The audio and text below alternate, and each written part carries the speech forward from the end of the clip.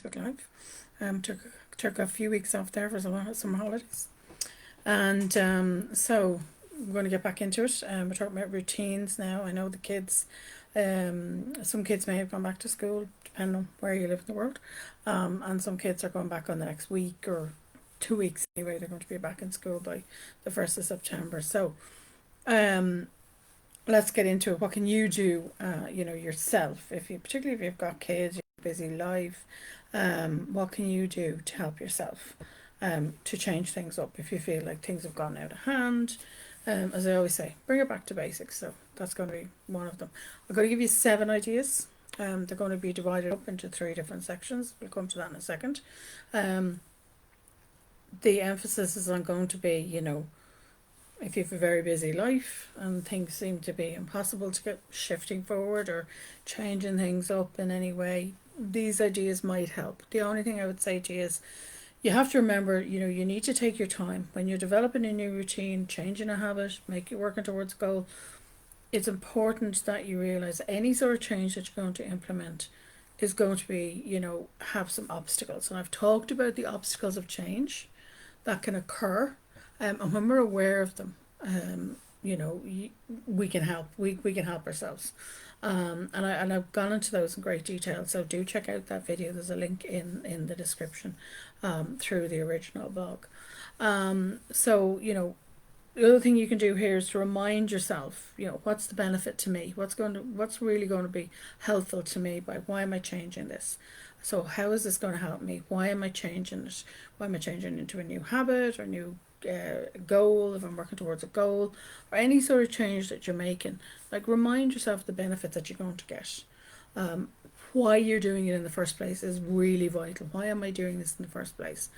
And remember, neither of those are fixed in stone. Particularly the why. The why will, can evolve. So just get a why for now. As I say to people, and this is going to help you keep moving forward. It's going to keep your motivation up if you keep reminding yourself of why you're doing it and the benefits you're going to gain from making those changes. I've talked about it before, about creating, how morning and evening routines can keep the show on the road, particularly if you've got a family, and this can help reduce your stress levels. And I've said about, routines in work can help us feel more productive and get things done on time. And I really have talked about these before, and there's a lot of questions you might like to check out. Why do I want to have these in my life? Why particularly do I want to, change up my morning routine or change up my evening routine? How will that help me? When do I need to, do something? What do I really need to keep including in my routine?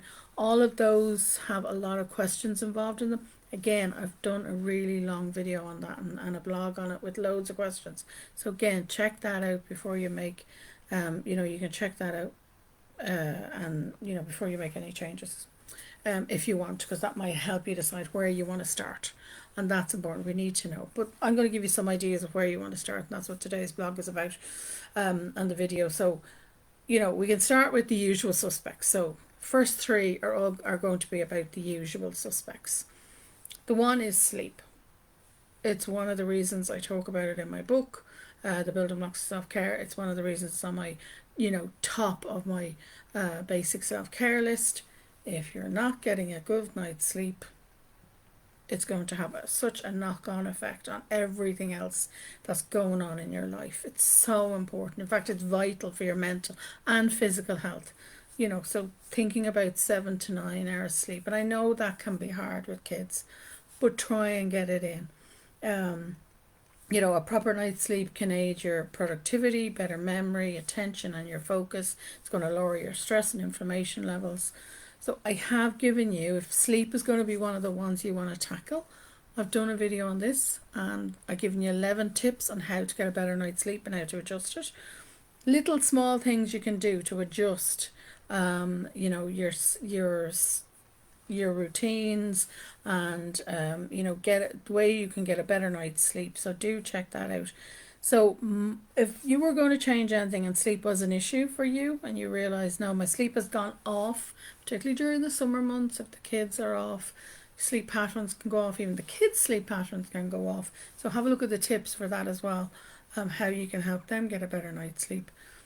Maybe that should be your first priority, is going to be, okay, let's have a look at the sleep routine. Let's have a look at that and see, can we prioritize getting the sleep routine back in place. The other thing that might have gone off track, particularly if the kids are off, is to start your day off right. That's number two. So make sure you're eating some breakfast. And I know, again, if you're having a busy lifestyle, doesn't matter if you've got kids or not, but if you're busy, you're running around, you might decide, ooh, skip breakfast. Easy enough to do, but try not to skip breakfast. I know we have to be realistic here. So, having something quick and even something maybe on the go. Some protein would be better for your sugar levels and decreasing cravings and that. But don't try and skip out on breakfast altogether. Have something that you can eat. The other thing I'd say to you about starting off your day, watch the caffeine and sugar that you consume in the foods. Even during the day, like if you can switch out the caffeine by lunchtime, that's a simple thing you can do. Switch to decaf. Try and increase your water. Actually, I haven't got my water bottle beside me at the moment. But if you can, keep a water bottle beside you and top it up and keep it topped up and keep drinking it during the day. Even if you say, okay, for every cup of tea or coffee, I'm going to have 1 glass of water. It will quickly mount up. Remember, if you're trying to prioritize your sleep, caffeine is going to interrupt your sleep routine. It's going to dehydrate you. So the water will rehydrate you and, keep you more alert. And that's what's important. The only thing I'd say to you, if you know and you realize you need to make any major changes here to your diet or even your exercise routine, then please speak to your doctor, your main doctor. Speak to a dietitian, nutritionist, whoever the professional that you need to speak to here if you know you need to make a major change in that. Next one, and the usual suspects would be number 3, exercise. Again, when the kids are off, we can tend to let the usual exercise routines go. But if you have a busy lifestyle, even if you don't have children, we say, oh, I don't have time for any exercise. Well, we can fit it in.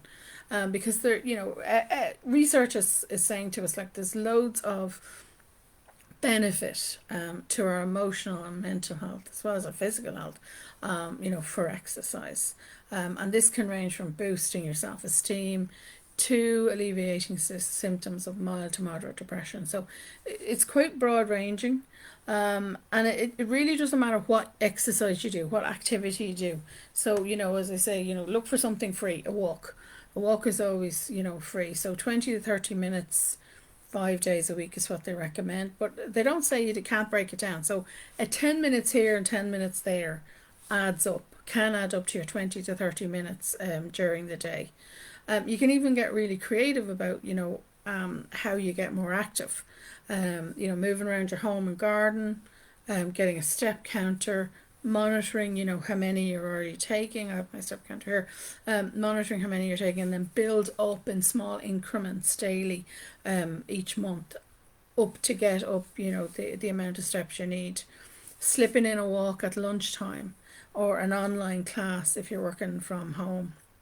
Can be a good way to break up the day, but also can be a way of getting in the exercise that you need. It is a good idea if you can get out of your workplace, office or wherever you're working. If you can get out on your break, on your lunch, get out in nature, enjoy the change of scenery and the fresh air. Even in the winter, I know we're coming up to the autumn now, and we'll be into the winter soon enough. But wrap up well. Rain gear, for rainy days, and get yourself out and about even for 15 minutes during your lunch break would be a really good idea.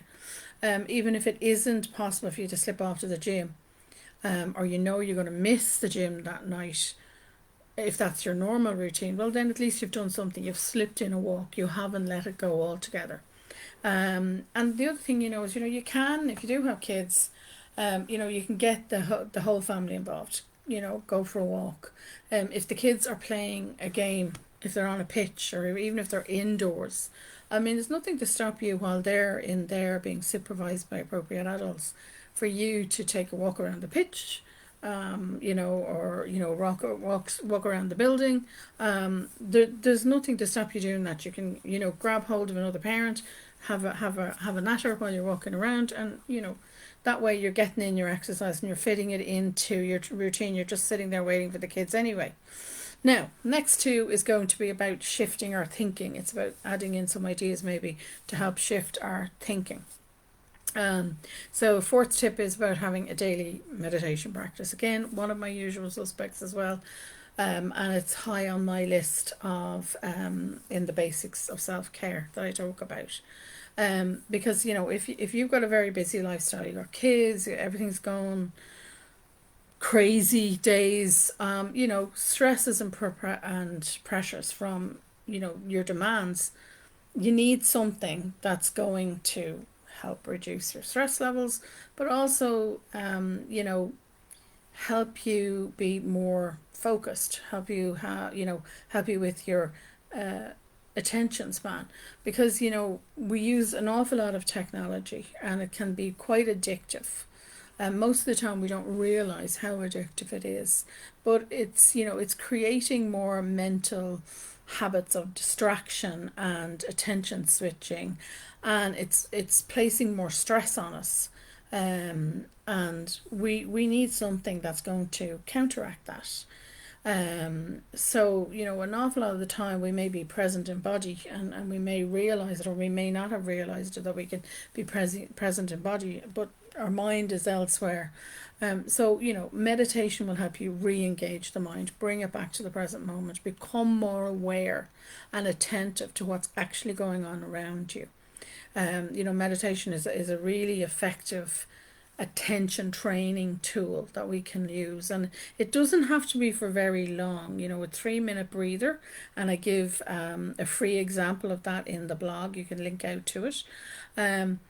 But even if you've tried meditation before, don't be put off. There are lots of variations of meditation out there. You can combine it with your exercise. Something like yoga or Tai Chi is quite good to combine the two there. So do try it. Don't just push it away. Because if you are more aware and more attentive of what's going on around you, it's going to help shift your thinking, and you to become more aware of what's really going on, where what you're doing for others, and where you really want to be spending your time, and what's dragging your attention away from what's important to you.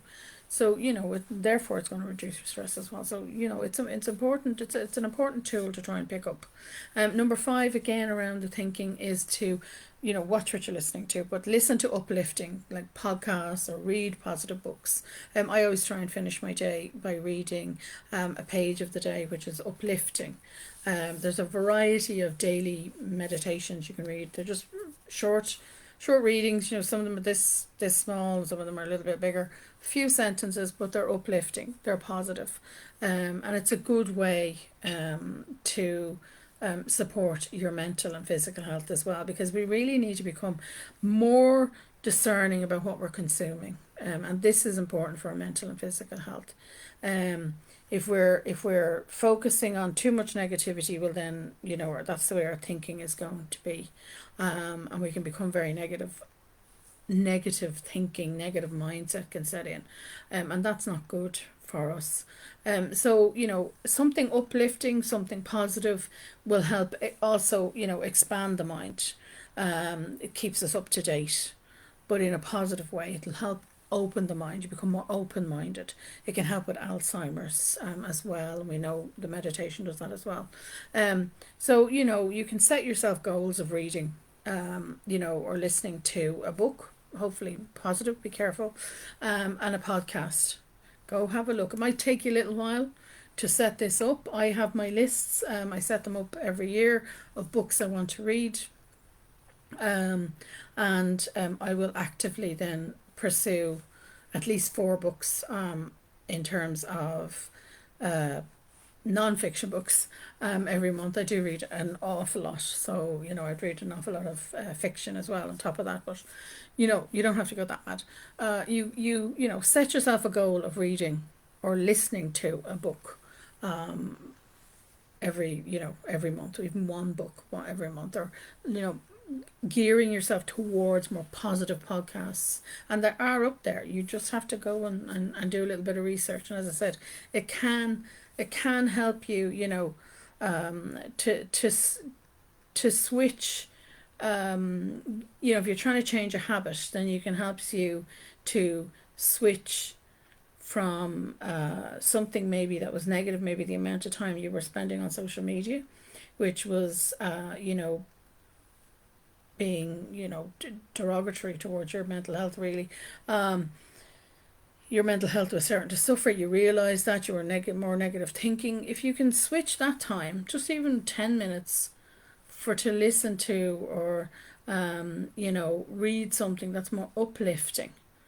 You can start even more simply by having positive quotes on your phone, or on your laptop, or on your tablet, or wherever. That reminds you, listen to something good. Or having positive quotes up there is also good. There's many books available that focus on positivity, that have a more positive slant. So check out audiobooks, check out the range of books that are out there that might help you feel better and more uplifted. Even, as I said, quotes, daily quotes, or a page of the day, something simple that'll take 2 minutes to read, or a 1 minute read, is good for your mental health. So it's all about being more discerning about what you're looking and watching and listening to, and trying to shift it to more uplifting stuff. And then the last two is about actually working on goals, and how you might be able to think about changing that up into your routine. So the one thing I would say to you is number 6 would be to review your goals regularly. And a question you can ask yourself is, are the goals you're working towards still relevant today? It's important that we review our goals at least once a year. And they have to be still relevant. If they're no longer relevant, then we need to get rid of them. Or if that's too much of a panic for you, you can do what we call place them in the parking lot. So we park them. They're on a list called the parking lot list, and they're there. You'll have a review of them maybe next year, or in 6 months' time, and you'll see what you want. Maybe we'll have a go at it and have a look at it. Now, you can look at that in a year's time. But if you are setting goals, if you've decided, okay, I'm going to set 3 goals this year, 3 different areas of your life, maybe you have a goal for each of them, then I would always recommend that you review those goals each month to see how you're going, how things are doing, plus complete a weekly and daily review of the tasks that go towards those goals. Now, those tasks could only do, a 3-minute task, a 5-minute task, a 10-minute task. I know somebody who works with women who want to start their own business, and she has a program called Startup at 60. So it's 60 seconds. If you've got 60 seconds, she says, I'll help you start your business. This is the whole idea. The task does not have to be monumental. It can be very small. In fact, it should be very small. There's something you can do each day to shift yourself towards that goal, or changing that habit that you want to do, you want to work on, but you need to review it. And as I said, try a weekly. How's the task gone? Have I got them all done? How did they go? Do I need to adjust? Are they too big? That's the kind of thing you would do once a month. I'd also recommend doing a 3-month and a 6-month more in-depth review. Now, I'm not going to say to you, off you go and do that. And then you're saying, how do I do that? I've actually gone through a step-by-step process of how you can complete a more in-depth review that you can use, a series of questions that you can use. And you can go check out the video on that. So have a look at that. Again, it's in the description below. Have a look at that. Have a look at, all your goals across all areas of your life. If you're going to do an in-depth review. Where do they fall? Where do these goals fall? What areas are they touching off? Sometimes, one goal we do will affect multiple areas of our lives, and sometimes they don't. And as I said, are the goals still helping or serving your life? Are they still relevant for you today? And as I said, try and only pick 3 that you're going to be working on. If you get one finished, you can always then go back to your parking lot and say, okay, I'm gonna try that one next, and add another one in. But make sure you're reviewing them. That's the point. If you're not reviewing them, you're most likely not having a daily task that you can do to work towards them. You're more likely not to be keeping yourself on track. It's more likely it's going to go off. So do try and review them. And the last point I'd make today is number 7 is to actually take one small step towards your goal every day. And this is about, keeping yourself motivated. It's about keeping your goal on track a little bit every day.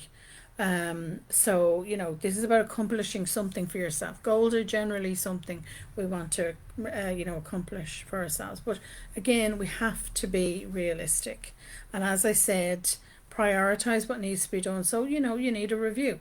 So in order to fit in some time there during your review, you might decide, well, is there things that I can delete from my life? Am I doing things for the people that they can do for themselves? Can I delegate? Is there anything that I can delegate? Yes, the kids can help with housework. So can your partner. And minimize the amount of tasks that you have. You really do need to bring it down, especially if you want to reduce your stress levels. You need to be reducing down those tasks that you do every day. So this is where reviews help you. And make sure you're actually breaking down that goal then into an overall small step, small task that can be completed each day. So make sure, it's not too large. As I said, if it's too large, you're going to set yourself up for failure.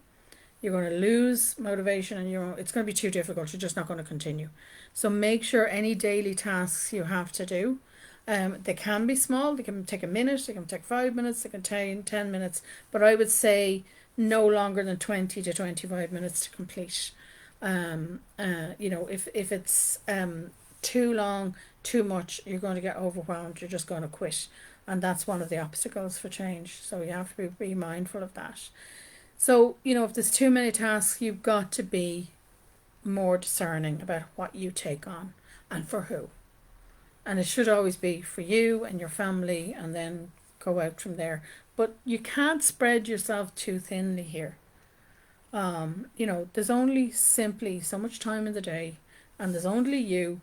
So there's only so much of you and your time that can go around. So we have to be more mindful of that when we're creating routines. So it's important that you're aware of that. So I'm going to leave it there. I hope that's helpful. If anybody has any questions, I'm always happy to answer the questions. If you have a question, you can pop it in the description below and I'll answer you. Thank you all for watching as always, and I will talk to you all again. We're back to our regular slot next week, and I'll see you then.